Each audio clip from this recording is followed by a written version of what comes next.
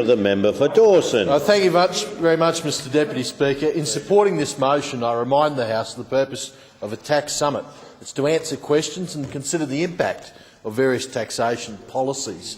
And this Labor Greens government's plan to introduce a carbon tax will deliver for Australia the biggest tax regime without a mandate that this country has ever seen.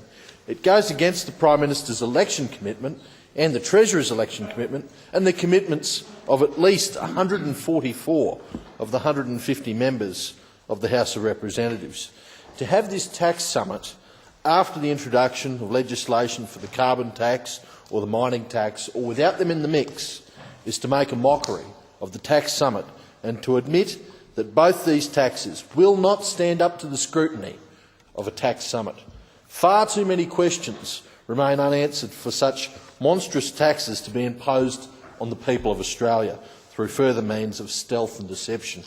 Australian voters were not afforded the opportunity to ask questions before the last election, as the Prime Minister's promise that there would be no carbon tax under a government that she led took any debate off the table. Having the tax summit after these taxes are introduced or without them being considered is another means of taking the debate off the table, and it's proof that when these taxes are scrutinised, we will not like what we see. This Labor Greens government is eager to label any scrutiny or discussion of carbon tax impacts as scaremongering. But in fact, these discussions that we're having right now are at the Conservative end of the scale, and no one fully understands the profound impact that this tax will have on real people, real families and real communities. When we talk about 6.5 cents a litre additional tax on fuel and $300 a year additional on electricity bills, we are talking about Treasury's own figures based on a carbon tax of $26 per tonne. If this is scaremongering, then what will Labor call it when the figures are adjusted for the minimum $40 a tonne that's being advocated by Senator Bob Brown? What will it be if the figures are adjusted to reflect the $100 a tonne figure put forward by Senator Sarah Hanson-Young? These are the people that this government is in alliance with. This Labor Greens government doesn't want their carbon tax monstrosity reviewed by the people through a tax summit. They don't even want us to discuss the basic impact of the low end of the scale. They don't even want the public to mention it. That's understandable. That's understandable, because the public hates it. The public knows that this carbon tax is a bad tax.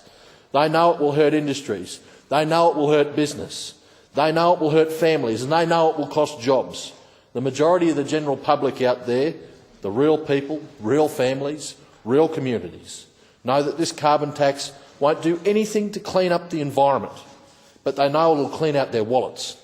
The people of my electorate in Dawson probably have the most to lose out of these taxes.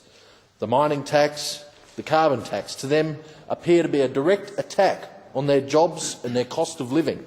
It's almost as if there's this visceral hatred of productive regions like those in the electorate of Dawson from the other side, as if the mining tax wasn't bad enough. Independent economists now say that this carbon tax at $26 a tonne will mean 16 coal mines will be closed, 23,000 mining jobs lost. And how many of those will be jobs of miners in my electorate of Dawson? We've heard that the government will have households that will be compensated under this carbon tax, but I tell you what, you can't compensate someone for losing their job. In regional centres that are creating the wealth, like Central Queensland, the Mackay region and the Bowen Basin, the cost of living is already higher than the rest of the country. The boom centres pay more in freight, they pay more in rent, they pay more in groceries, but not everyone is on better wages associated with the boom. Introducing a carbon tax will increase costs on every single thing we need. People on average incomes will not be compensated because they will be paying more, most likely a lot more. How much more will they pay? How will the carbon tax affect mining families? How will it affect non-mining families in mining towns? These are questions that we don't have answers for. The tax summit would supply some of those answers and get to the truth of the matter.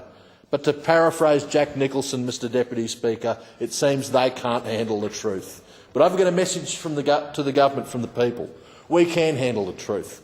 We just can't handle two great big taxes that will be no gain and all pain.